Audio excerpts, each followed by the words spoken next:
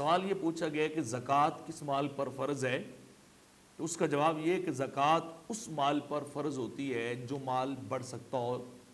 جس کے اوپر آپ نفع حاصل کر سکتے ہو۔ اگر آپ تجارت میں لگائیں تو آپ کے مال میں اضافہ ہو سکتا ہو۔ یہ الگ بات ہے کہ وہ مال آپ نے تجارت میں لگایا ہے یا نہیں لگایا، جیسے سونا، چاندی اور نقدی یا کوئی مویشی اور مال تجارت وغیرہ۔ سونا اور چاندی اور نقدی کو، لیکوڈیٹی کو اسلام نے کیا ہے وہ تجارت کا ذریعہ قرار دیا ہے۔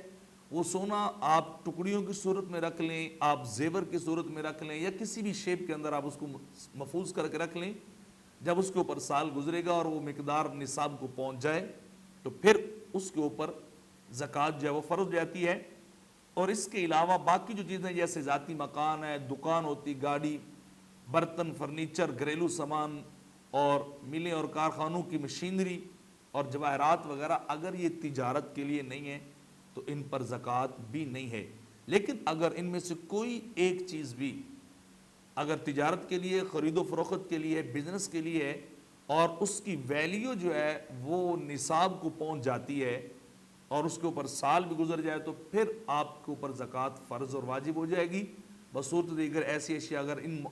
بزنس کے لیے، تجارت کے لیے، تو پھر انسان کے اوپر جو زکوٰۃ فرض نہیں ہوتی۔ اس سے ہٹ کر مویشی ہوں، جانور، ان کے چونکہ نصاب الگ ہے، وہ انشاءاللہ بیان کریں گے،